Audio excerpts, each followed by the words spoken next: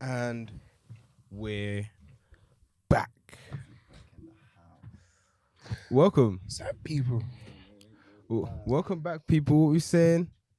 We got quite a few man them in the studio. In his house. In his house. And we got a very special guest with us as well. Very illustrious as we Illustrious guest only, man. As we That's how we do, bro. Sometimes some man get on Vice, some man get on YouTube, some man get on Tommy Hill. Days. A young It days. happens, A young- it happens. It happens. You're silly, you're silly. BBC, you know. You know, we got Sound like- Vogue, published, man, models and them things. What you want? He serves, he slays, whatever What you adjective have we want? got, he smashes it and he captures. So actually, welcome to the house, Mr. Corbin. Captures. Hello, people. Thank you for having me. Yeah, Thank you for round having of me, applause, guys. round of Appreciate applause, it. round of Big applause, love, man. big love. The man himself is in the house. Let's start off the rip. How'd you get your name? Corbin Captures. Oh, my surname is Corbin. Okay. Yeah, my surname is I'm James Corbin. So my surname is Corbin. I started off my brand, Corbin Captures, when I was like 13. I was in like year 9. Year 9. Yeah, 9. Yeah, I Wow. just picked up a camera and I was taking pictures. So I was like, yeah. That's how I came up with it, got a logo, and I started going out to like parties, taking pictures. That's how I At started. 13? Yeah. Crazy. Man. Yeah, I just love TV. I liked like media TV things, and yeah, I just wanted like a brand to go under and Right. be booked and create the page. And yeah, I didn't project what would be now, of course, but yeah, I thought I'd just take some pictures and videos. Yeah, For the brand. Bro was Mas- out here 13 With saying a he wants brand. to get booked and busy. He said he's 13 with a brand, bro. He Come said, on. listen, this is where we're going. I got a vision. I need a logo. Yeah. Mom, this is where we're going. I have a get on, get left. Yeah? yeah. Did you feel that support early on, or was it something that you was just an independent? You knew something told you inside that I need to be involved with the entertainment industry. Yeah, like I knew that's what I liked. I knew like in secondary school, you're not really learning about anything creative like that. Mm. I had photography, that was the nearest thing too, but still that's not like where you're able to make your own sort of content. And at the time, people wasn't watching YouTube like that. I don't really know about YouTube, but Yeah. 13, yeah, but yeah, in terms of your question with support, not really. Like black parents, you know, that's a wide term to use, but like, yeah, it's like, okay, yeah, you're gonna pictures. play about with this camera, okay. Yeah. You've like I had to save up dinner money to get my first camera, and that meant I meant it. So yeah, you know, silent observatory. That's what it was from family. Yeah, until you see something happen. Okay. Yeah. Did no one stop you in your path or anything like that? There was no like friction against that. Not really. There was friction, but not because of that. Not because of that. Just simply because, like, you know, people butt heads, Yeah. and it's like lack of support. It's harder sometimes. But yeah, Especially when you pick like a creative path. 100%, man. Because I bet if you had a stethoscope in his hand, it would have been calm. James B. It wouldn't be less friction. We are Yeah. with him. Exactly. Where are you guys from? Sorry, I'm African. What country you from though? Congo. Yeah, fully Congolese. Yeah, fully Congolese. Yeah, Lingala. Lingala indeed. Yeah, That way. yeah. And yourself? A little bit French. Grenadian, St. Lucian, and Trinidad. So all Caribbean. Okay. I'm You- both worlds. Like You're I'm both East from- African and I'm Caribbean. I'll say. What part of East Africa? Yeah. I'm half Kenyan and the other half is Jamaican and Bajan. Oh, okay, sick. Crazy. So like Mash up the place. so if you're if you guys are coming from first generation, your parents are Second. first generation, second generation. So like obviously they obviously brought you to this country or had you in this country or whatever, so to have a better life. And it's like what people understand is you need to have a solid career that's gonna make you money. And solid career, yeah, and it's not understood about the creative industry. So it's like, oh, you're doing something creative, okay. There's not really much to ask about. They don't know until they see something happening. Creative and Yeah, that's it. That's it. So yeah, I think there was that. It was that. Unless they see you literally on their screens with the, you know, people that are white. It's, Yeah. you know, wow, they're like, I don't really know what you're talking about. Yeah. That's what I'm saying. Yeah. So yeah. They need to see it with their own 2 eyes, like right in front of them. Or at least with their bank account. They need to feel it at the very least. They don't even have to see your publicising that, but if they're getting a cool little something, it's like, no. Something in the envelope. I guess he's doing alright. Photography's doing alright. Still needs to be a doctor, but But no, I had to, even like thinking in that way as well, I had made it a thing where I had to grind if I wanted to be able to create content. So having multiple streams of income from young was something that was just installed in me. Crazy. Yeah. Who's Sell them teaching you cookies. about- You gotta sell them cookies, sell them Lucas's in the playground. Yeah. Who's telling you about all this information? Like, That's who you was in the playground. Yeah, I was the person that was selling He food. had the Lucas A Sport. He had the Kit Kat. donuts, the Unsung heroes. oh my Unsung god. heroes. I saved up to buy a MacBook Pro. I had to do something radical. I asked my mum about it. She was just like, what do you need a MacBook Pro for? At the time, people had a house computer. So it was like, what do you actually need a MacBook Pro? I get it though. I get it though, because it's a lot. 1K. Asking this child asks you for 1K. So I had to save and make money in the only way I knew. And there's a lot of I guess mental fortitude that kind of grows with you as you're exactly taking steps. You realize you got to sell in school. That's one thing. You actually go and do it, and then you realize how much a MacBook is and how much you got to grind to get there. That's another thing. You finally get there, and you still got to do your business and develop yourself. That's another thing. So it's like, I guess that from a young age, you was already kind of learning, you know, the state of the world. You know, not even being an adult, just how to make money and how to kind of look after yourself. In that's that it. sense. That's it. That's it. Looking after myself. That's it. Yeah. Man had a job from early. Yeah. Real talk. You had your own business from. And I even, you know what's crazy as well, because I used to like print off the logo and print it on like tops and sell it as merch. I don't know what I thought I was doing. I don't know what the purpose was, but it was just like, like the seeing what I do now, like it goes hand in hand. In tandem. It's almost too smooth, like it's been written, I'd say. So I don't know. Moving on to that, I don't know. Maybe how do you feel? Like, are you someone that's into manifestation? Are you someone that's into like spirituality? Like, how did you use your mind so effectively so young? So I rely on God heavy. Yeah. And some people call it manifesting. I call it prayers. Okay. And putting that out there, it's like I call it faith in action, FIA. So it's like I'm praying about something, but I'm doing all that I can to get to where I want to, doing my part so God can do his part. That's the way I see it. Yeah, exactly. Faith in action. So you got to do the action for your faith to be activated. That's how I see it. Yeah. But I've spoken things into reality, like something, you know, you don't believe necessarily things are gonna happen, but you've got to say it, you've got to believe it, and then you just got to do, and then the rest will come together. That's how everything seemed to have worked out so far. So that's the formula I use. Sounds like reverse engineering as well, man. You start off with the final picture. You don't know how you're gonna get there. You're so far away from it, but eventually, step after step.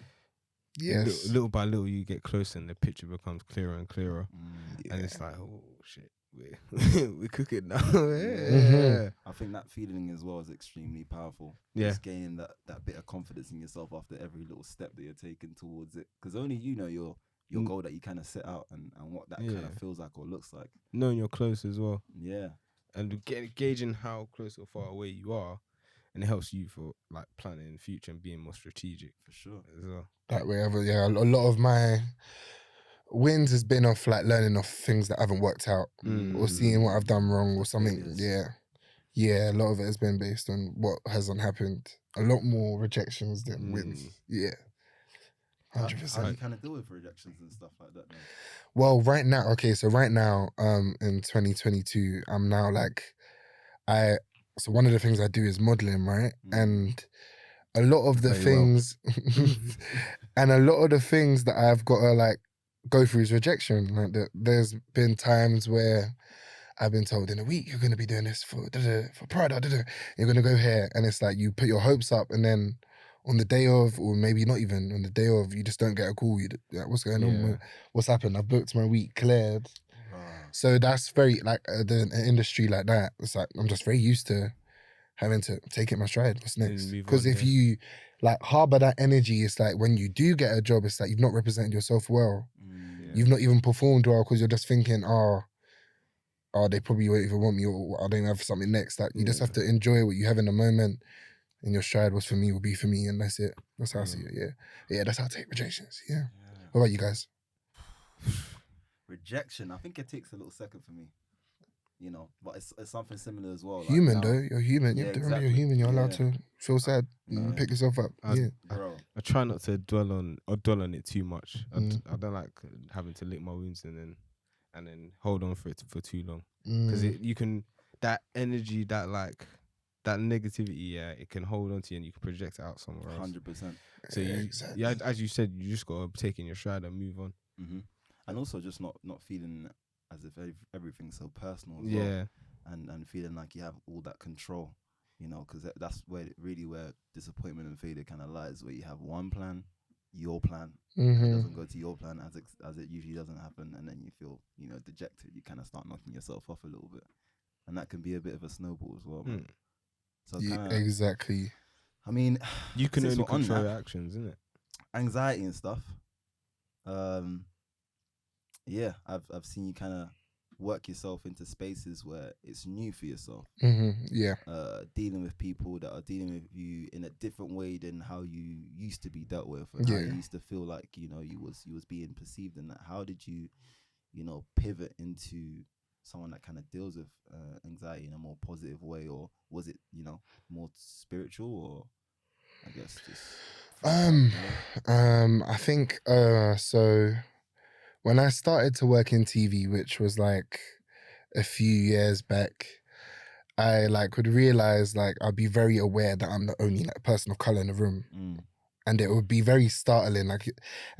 So any like microaggression or anything, I just wanted to leave. Like I was just like, this ain't worth it. I'm not feeling happy. I want to go.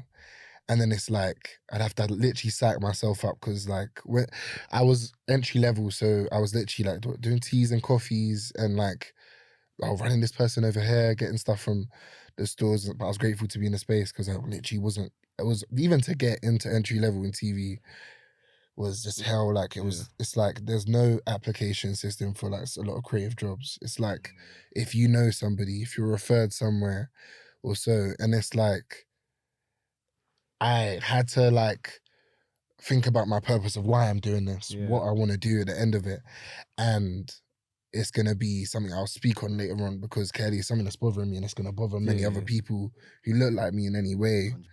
that wants to work in the industry. Because why should I feel like I'm like a minority at work? I know many creative black people. I'm just like, it wasn't clicking to me until I more like stepped forward and working in the industry. But answering your question about feeling and anxious, I did used to feel anxious, because it was like, do I need to not be too black, not be too black?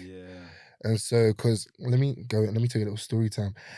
I remember I was working on like this late night TV show, talk show. It's like one of the biggest in the UK, but if not the biggest talk show in the UK, right? Put your man there, 'cause I can't say the name. So I'm there, like I've been told I'm taking care of the green room. So this is where the celebrities and the agents and stuff go. And then after the show, everyone goes in, the host and everything, and we're serving them wine, and they were like, "You're in charge of the green room today, James." They were like, "You also got in charge of the music, so connect your phone to the sound system.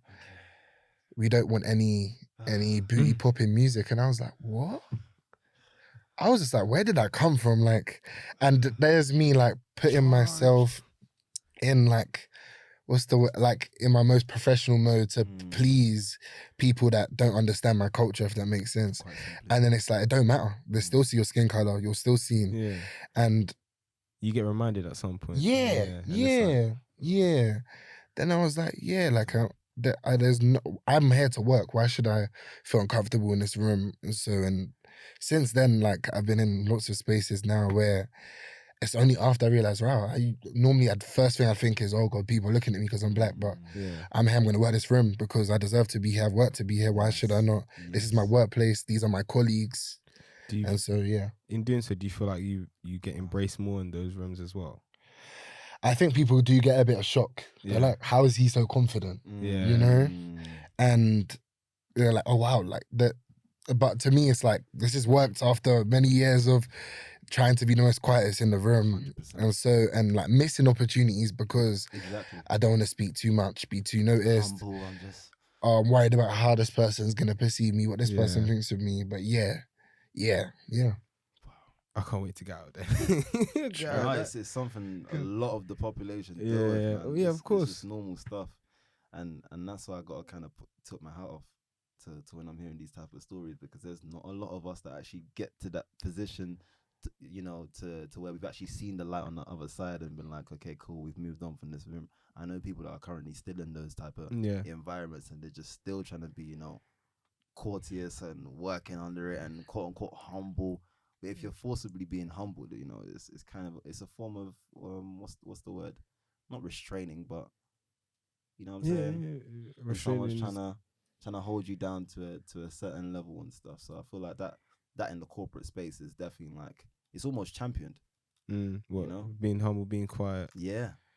Don't do too much. Stay in your lane. We policing ourselves as people of color.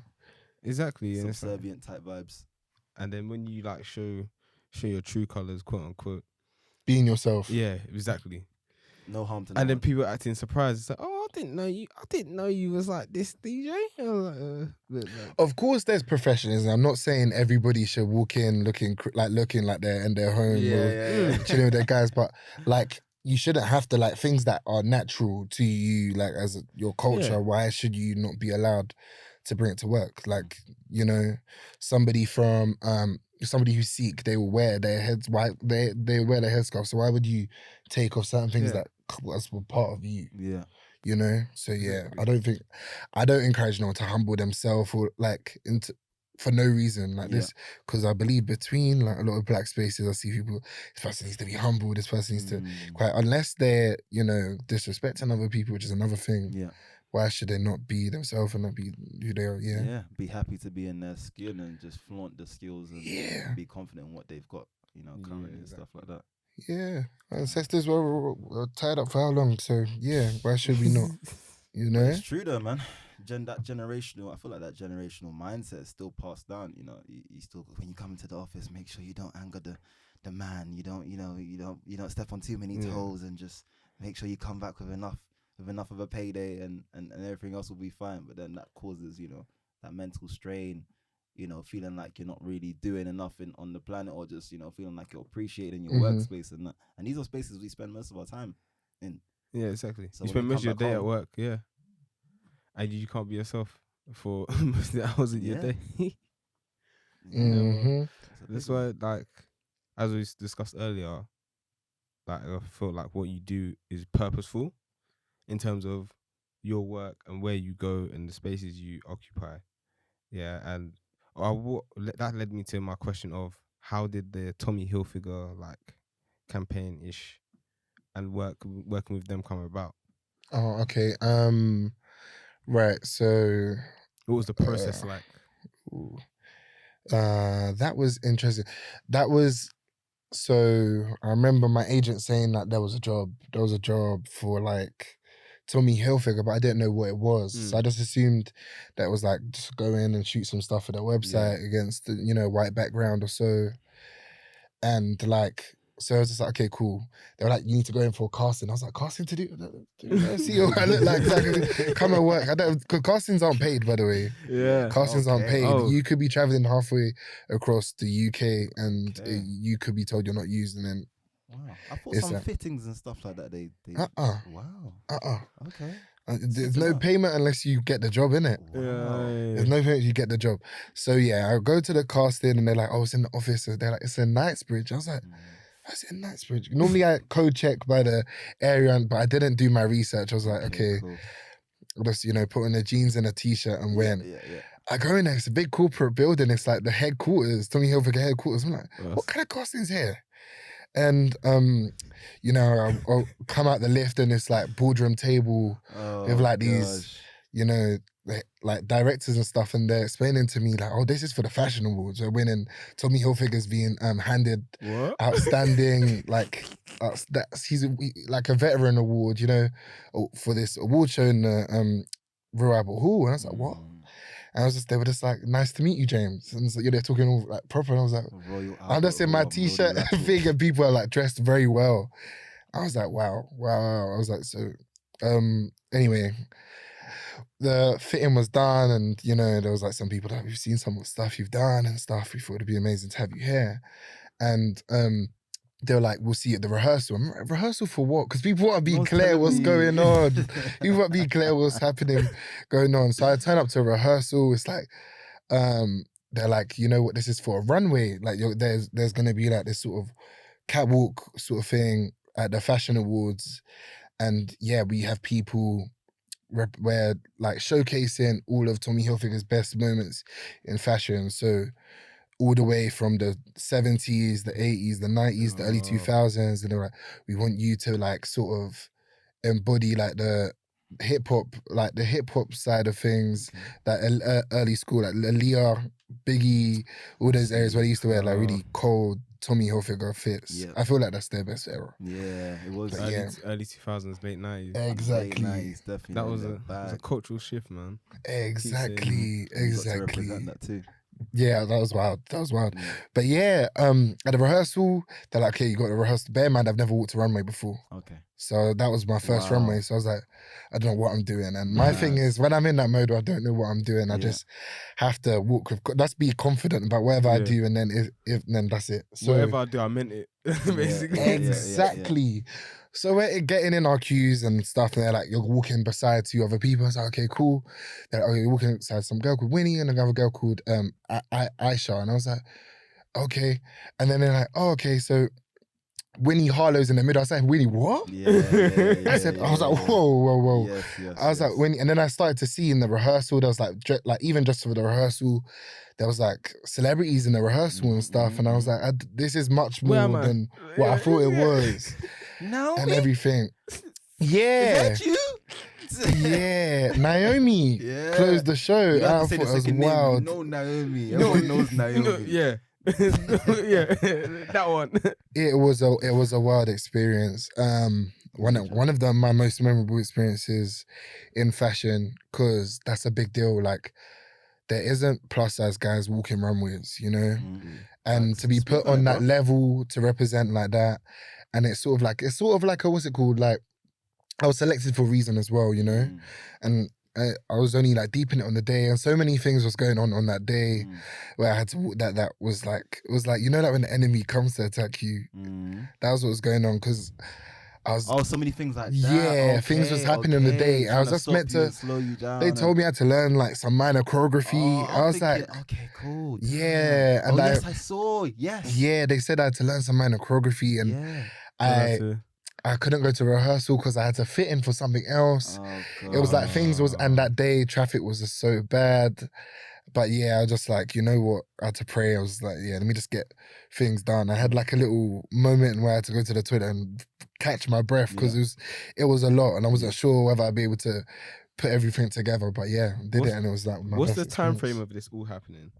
All in the same day. Okay. So like, I'll give you like a little rundown. So I was told on the night of leaving that rehearsal was the night before the actual show, and I was like, wow, this is a lot. I didn't expect this. And then my agent gets an email, Sir Tommy Hilfiger wants you to walk the red carpet with him, and he wants to dress you. I was like, what? He was like, well, yeah, they got your sizes. You need to go to this hotel at 7 a.m. tomorrow. So I was like, okay. In my head, I'm like trying to practice the rest this choreography thing that they've given me and stuff. And it was my first ever time walking, so I was like, I don't know if I even know how to walk properly, Yeah. And I'm seeing all these people, they've got years on me. They've like actual veterans in the game walking in front of us. Like, that's a lot, man. I'm not trying to embarrass myself today, you know. And then I was meant to be at rehearsal so I haven't walked the actual stage in the actual Royal Albert Hall, so I have no idea what the stage looks like. I missed it because I was having to go to fittings for what I'd wear on the red carpet before. And they allowed that's all good as well? it had to happen, but I was just thinking, no, I can't do this. I don't know what I'm doing. I haven't actually, because when he was at the rehearsals, I was like, I need to actually see how this works with the person I'm walking with, or else this could be mess up. And they changed things last minute. They told me, I was like, what? Okay. So I arrived, I'm just like, oh, I wanted it to just be a peaceful day where I had time to, they were like, you'll come in 5 hours before, and I got there like an hour before, and I was just like, nah. Anyway, I had to pray. The only thing I could do was pray. But yeah, when it got down to it, I enjoyed it. I just made sure I had to enjoy what I had in the moment. 100%. In the end as well, I didn't get to actually walk the full carpet because I didn't have enough time as well. But yeah. It looks like you was in your element, bro. I enjoyed it. I enjoyed it. Locked in, like I you've enjoyed done it it 12 times, bro. No, honestly. Nah, thank you, but So yeah, it I was guess the process and the family. formula that you found it's working wonders for you, bro. You thank God. Nah, You thank God. literally. Yeah. Damn. So what about like your BBC opportunities? Because I still see that are you cool to talk about that? Yeah. Yeah. So right now I produce 2 shows on BBC One Extra. I'm a piano. I don't know if you heard, but he just said he produces 2 shows. You're so silly. Not one. You're so silly. Not 2. About 1,000. But go ahead. outside of fashion and everything, because bro, I you think do a lot. outside of I'm trying to make fashion, an emphasis that you do a lot, bro. Nah, Do you know what I mean? This is your time to get man. your flowers. I'm serious. Yeah. Thank you. But yeah, outside of fashion, I studied film and TV in university. My plan was always to just be a TV producer. Okay. And produce content in the UK that represents Black people different other than gangs. That's what I wanted. Amazing. That was all I had in mind to do at the time. And fashion was something that came upon me in lockdown that I had no plan to do. And so, but yeah, over at BBC Radio 1 Extra, I produced a show called I'm a Piano to Afro House. It's a fairly new show on our 3rd season, so give it a listen if you're listening. And then 1 Extra's Throwback Party, which is like dedicated to all throwback tunes, early 90s, early 2000s and stuff. And what was your question? Wait, what was your question? The opportunities. Oh, so how did it kind of come about? What's kind of come about through that? So I graduated in a pandemic, right? And mad. My plan was to go on one of those graduate schemes, you know? So I did interviews, and then I also had a plan to move to New York and like work on like the Jimmy Fallon show. Oh, okay. That was what I wanted to do. Yeah, that's dope. And I had things in place, and then we got hit with a lockdown. Yeah. Everything got cancelled. So the BBC graduate scheme thing cancelled. The thing with the States, of course, cancelled. No one's traveling. People losing their jobs left and right. When I saw EastEnders stop screening, I was like, wow, like it's shut down. So I can't even do entry level work. I just had to finish my degree because I think we went into lockdown, what, February times? Yeah, February, March? 2019, yeah. And I finished uni in that June. So I was just like, all I can do is focus on the rest of my dissertation and the rest of my assignments. And that was scary to me because I always have a plan for what's next. And yeah, and everyone was in the same situation, and I was creating content like on YouTube. I started off doing YouTube, and I was just making more content, and like I was just like, again, I rely on God for when things don't make sense, because I was living alone at the time. I didn't have plans on moving back home as well.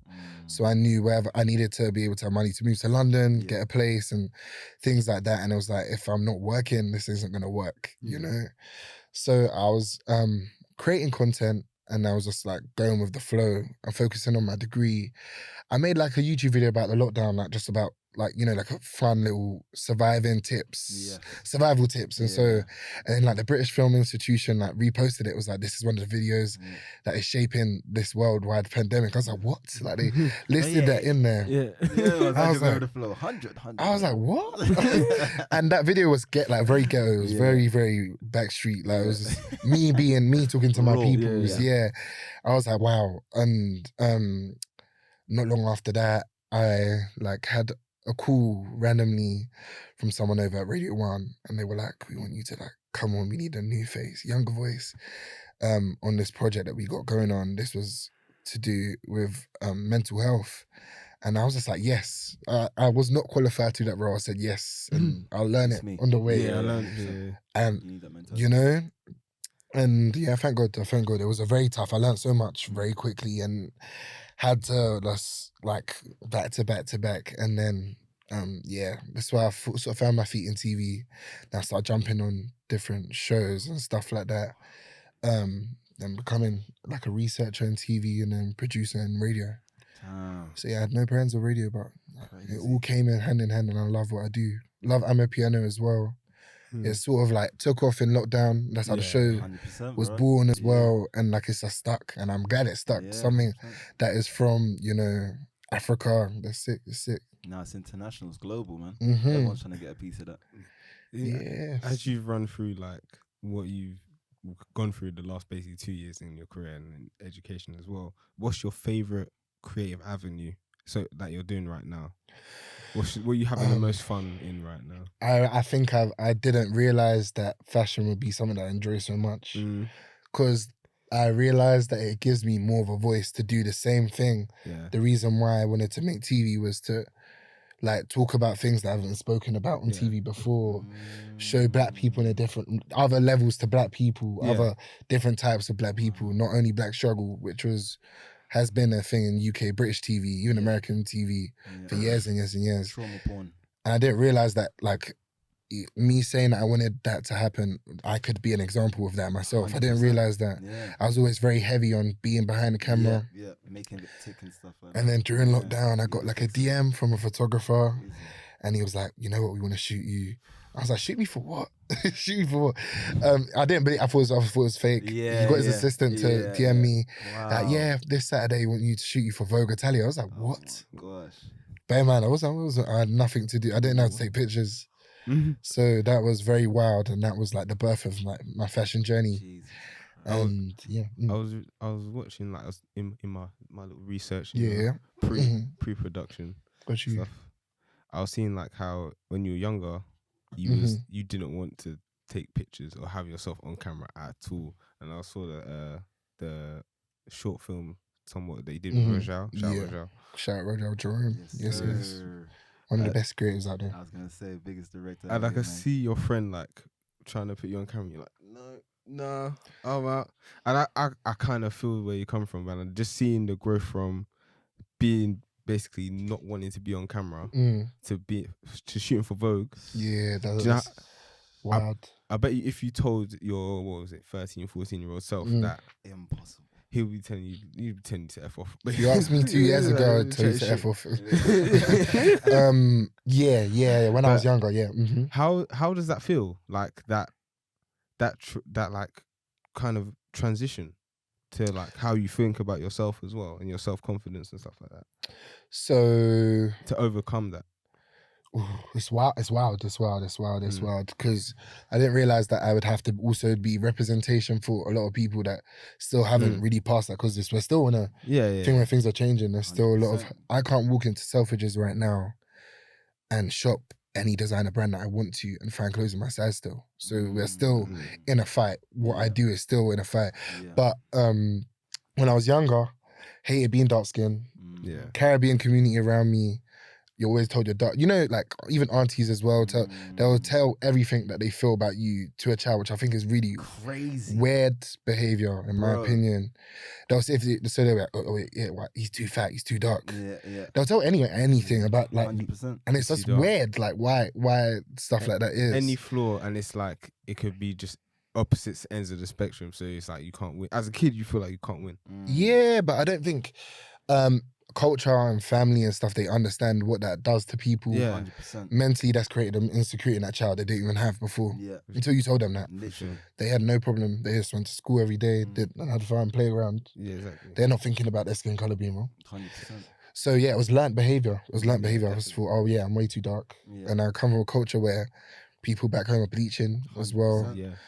And that's down from history why that's there as well. Societal and all them things. So I was very comfortable with the idea I shouldn't be in front of a camera. I shouldn't feel. So I had no desire to be in front of cameras. Yeah.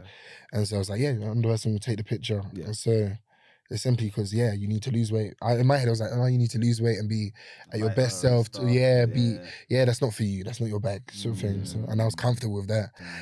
So I was confident, but confident in being backstage, Yeah. and that was so I had to unlearn that, 100%. and I had to unlearn that while modeling, innit? Yeah. So it was wild. It was wild when that thing for Vogue came out. That's when I actually deeped what was going on, because I didn't realize that Vogue don't have any plus size men that's ever been in Vogue. Full stop. Even Italy, I was thinking, Ever in the most one of the most racist countries. Yeah. That was a crazy. very wild thing. You're breaking a lot of barriers just by thank actively God. doing these things, bro. Amen. And obviously you're quite conscious of like the moves and the effects of what you do and stuff like that. But I guess kind of looking back, do you end up even looking back at what you've previously done to just review things and how you could have dealt with things better? Or yeah, of course. They're like I guess the way that you speak about yourself is the most important part of it, because like the way you talk to yourself in your head, I'd be very, very negative, like over very small things. Like it could be, oh yeah, you're rubbish. That was dead. Yeah. What did you think you were doing? Like, and it's like you wouldn't even talk to other people like that. Yeah. So why would we talk to ourselves like that? And you realize the way that you speak to yourself and treat yourself, important, and it like really affects how you do anything. And like you need to be at your best to even help your family, to help other people, to be the best in other people's lives. So yeah, that's what I would have changed, and that's what I've learned to change. You gotta be your biggest fan as well, and your biggest supporter, because like you can't just say, you can't just beat yourself up all the time. Yeah, you gotta say as if you're talking to your friend. Be constructive, like, oh yeah, this didn't work out, but if you would have did this next time, it might have a different result. You know what I mean? That's it. And people don't do that a lot, so it's like, do you like give yourself that constructive criticism, or did you like learn that? Did you do that straight away, or did you learn that as you were? It was over time. It was over time. It was just like while I was modeling, I had to learn, because it was very fast. Things were moving very fast, and it's like image based as well. Yeah, crazy, man. Yeah, and it's like I'm doing things I didn't think I'd ever do. Even like taking off clothes in front of camera was like a big shock to me, and it was almost like, and what you guys may not see, on the other side of the picture, there's like 50 people on the set staring at you. Some people you don't even know who they are. They've not introduced themselves.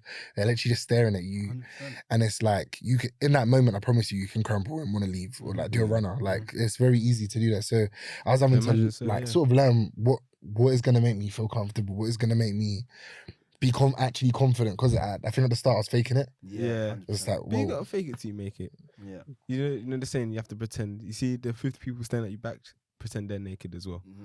Delusion. And then you see, it's an element of delusion, just for you to catch up to that version of yourself that you want anyway. Exactly. And well, sorry to even cut you off. You was on a run there as well.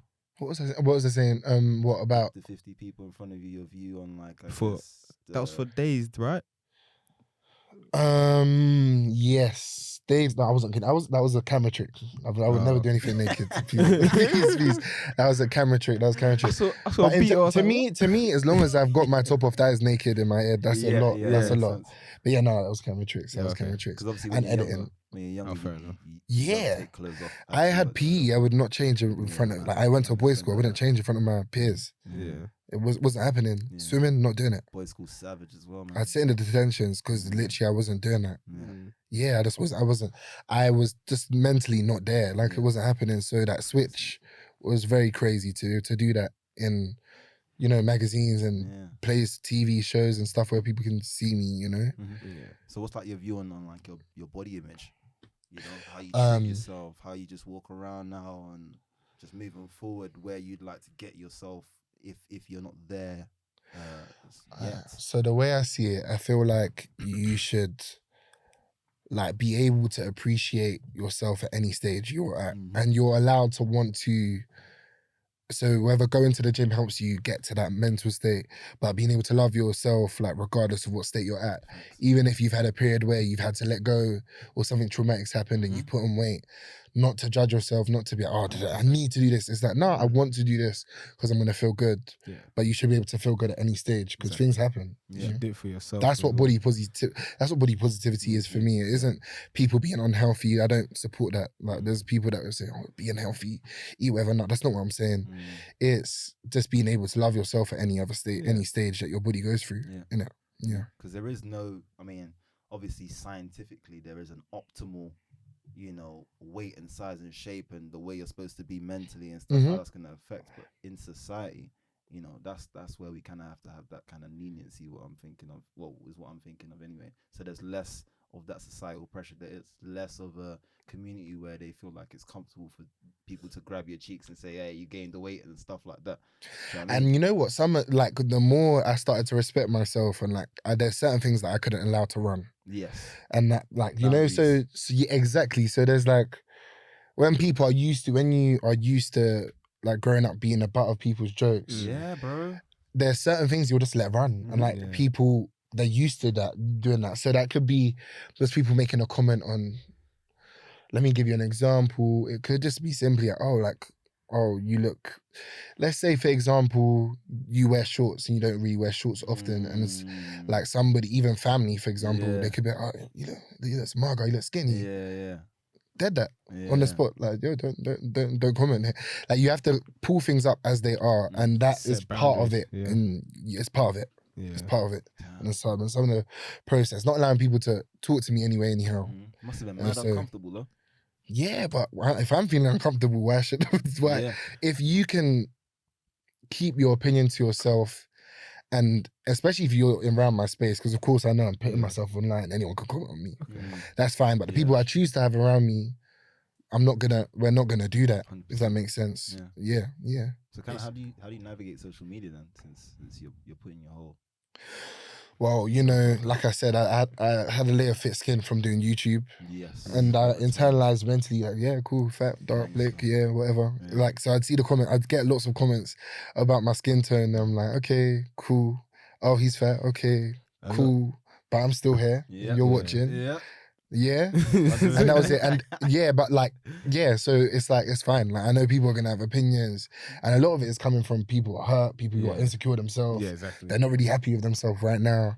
It's the start of a lot of man's villain arcs as well. Yeah, like bro. having like just something that people try to pick at. When those people pick at them and then they get a reply that they don't like the cuss someone's mum or something. Now it's not funny anymore. Yeah, and it's not a you joke just respond anymore. to them. It's like, oh no, but I actually respect your stuff. You know, it's just like a bit of attention seeking, and as you said, it's all internalized. It's going out your way to be mean to someone that either you don't know or even your friend. It's just like it's just weird. It's weird behavior. Like, what's wrong with you? Like, let's dig into what's wrong with you that you feel the need to do that. It kind of goes back to that whole societal pressure situation, man. Yeah. Because people just come out here and whatever internalized issue that they probably dealt with, someone that probably spoke to them about the size of their nose and their girl cheating on them. Yeah, exactly. Girl cheating on them, you know. All that kind of hatred comes out. You see someone that feels like, or has a bit of, you know, sunshine, or has a bit of positivity about them. You wanna shun that at first chance, you know. Exactly. So I feel like if we kind of do each other's work, do this internal work for each other, or for even ourselves, it will help each other. Just you know what's crazy? You know what's crazy? Now that you guys are speaking about that, how people like who are trolling and stuff, because when I was in uni, like I was in a situation where I found out a very big troll account that was like every week I drop a video, there's a comment there. It's your cousin. No, but I found it was someone from my uni, and it was somebody, and I was like, let's have an actual conversation, because I want to like get into your head a bit. And I was like, no, I realized after, this was after this, but in general, they were like, you know, I didn't like you before. I was like, why didn't you like me? I was just thinking like, how can you like how can you want to put yourself out there online or on social media or like on YouTube at the time? And so I just thought like, you're doing a lot, doing too much, because I couldn't do that myself. And it's like, yeah, like you shouldn't be doing that. That's what I thought in my head. And I was just, like, it's a lot of it is projection of what people know that they can't do. Exactly. So it's like attack the people who put themselves out there so they can feel better. Yeah. I don't like to use this word too much, but it's like envy and jealousy.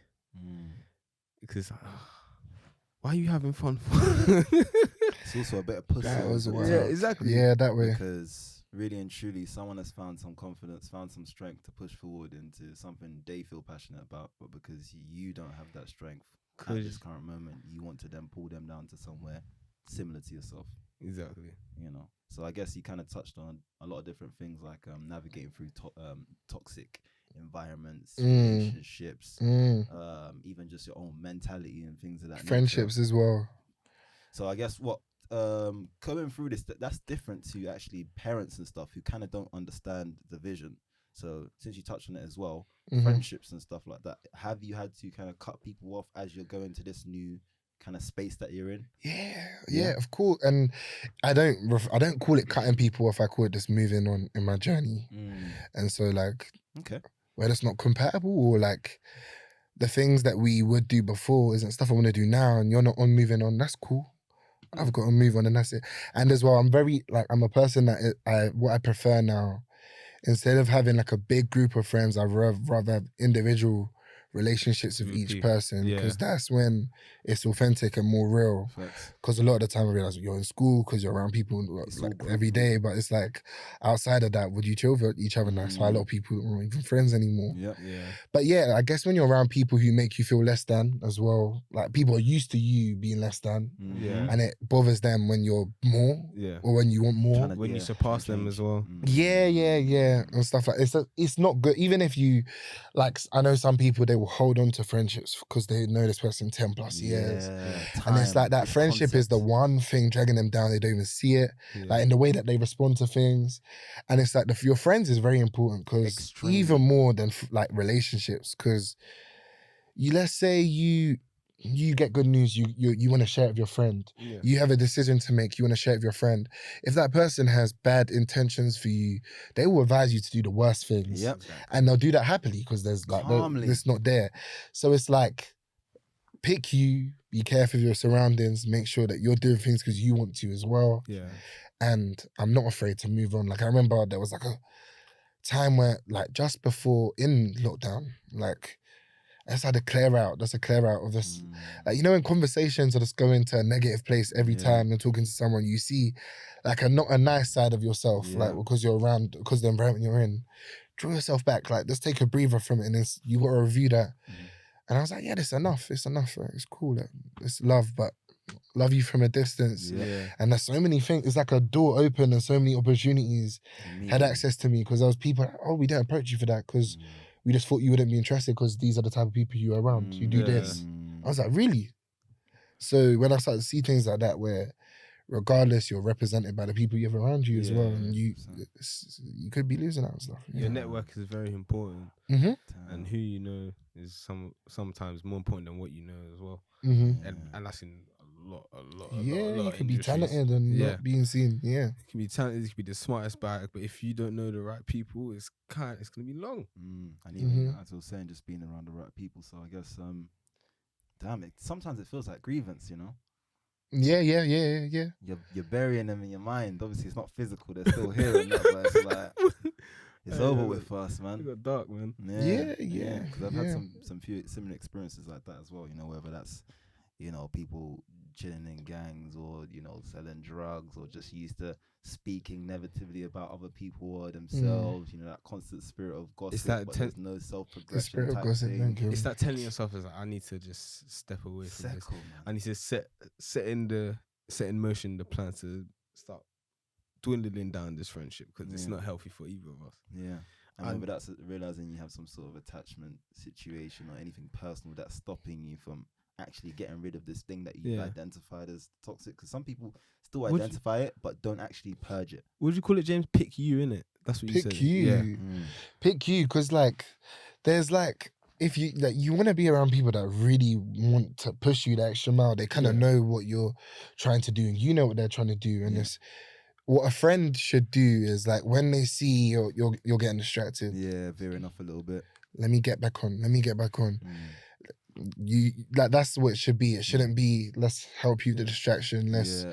Let's say things like this. Let me not push him in a way that's uncomfortable right now. Let's just join in. Let's join in the distraction. That's not what friends should do. Not at this age. Like, it's very, very important that you have clean people around you. A lot of your friends will know you better than some of your family members do as well, because you have conversations with your friends that you would never have with your family. We grown.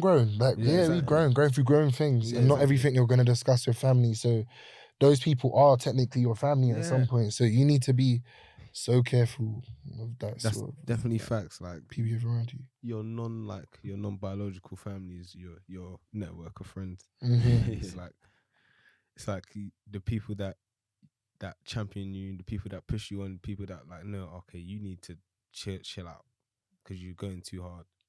And it's like they will know when that time has come to give you that advice and to talk to you and put that arm around you and say, listen, you need to settle a piece, or you need to step it up, nigga. Yeah.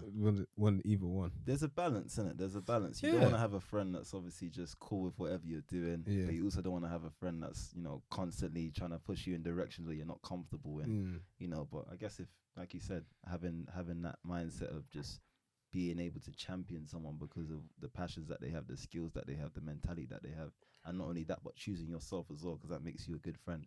By leading that example, you're always constantly doing things that you set out to do.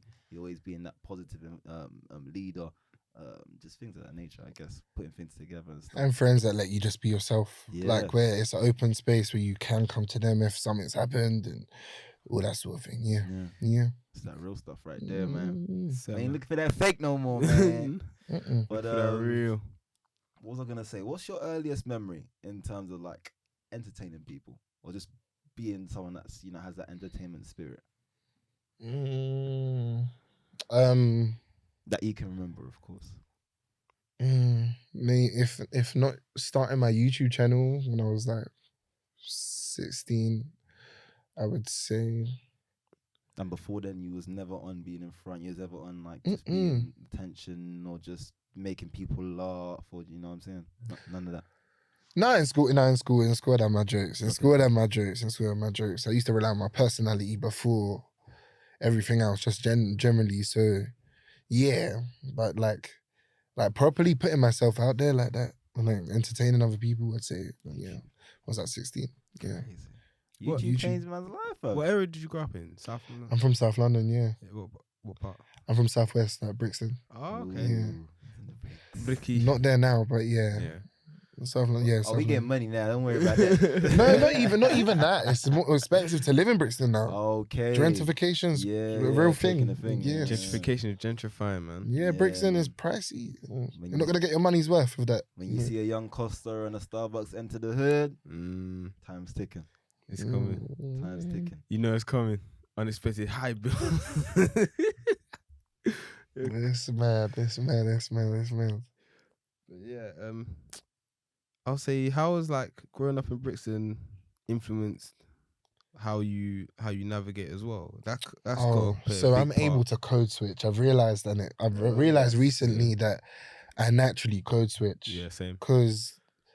And you have to. I feel that's a skill you should have in general. Like when work is work, ends, friends, family, church, everything is like. I've realized I code switch a lot. Like, and it just switches. I don't even realize that I'm doing that, and so as well. And what is nice, like growing up in Brixton was interesting. Like it was quite wild when I was younger. Now it's a different place, but it's nice to come across people from back then, and they still show me respect. Like they send love for what I'm doing, and I just didn't expect it. I didn't expect it.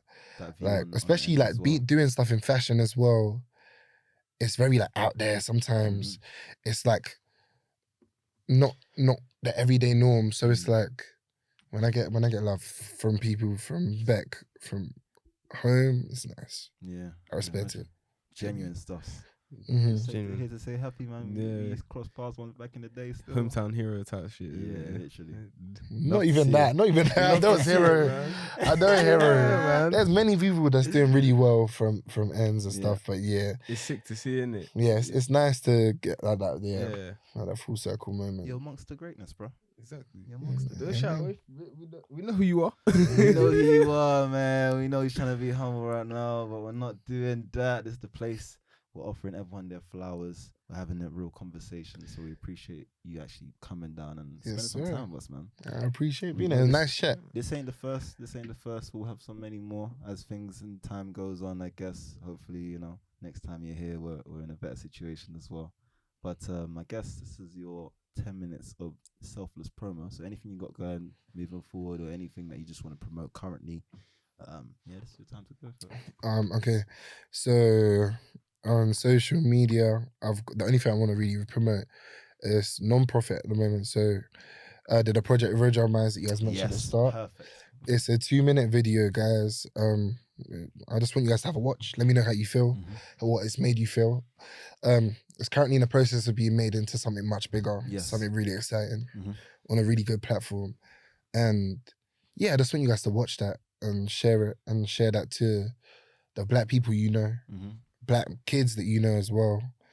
And yeah. Give us a taste on what that's about, sir. Oh, so I decided to It's a big one. make a short doc going into colorism specifically of a young British black guy, a black man's experience. So yeah, I delve into what, like, there was a moment, might as well. There was a moment where I was 13, and it was like, you know when you just know, like you go on the school bus I had from Brixton to Upper Norwood, there was like 6 secondary schools. You're passing, I just know in the back of my head, someone's gonna mention my skin tone. Really? Somehow. Yeah. And it's more girls than guys. But anyway, that was normal. Yeah. But I just remember one time my friend was on the bus, I could come back from school, and this was my male friend. He was like to me, James, you would look so clean, you look so ping if you just was a bit lighter. Okay. And I don't know, that specifically, I don't know. Okay. I haven't even discussed this with him, but he probably don't even remember. Yeah. I got off the bus at Brixton Market and I bought bleach right there. I said, I will bleach my skin right now. Yeah.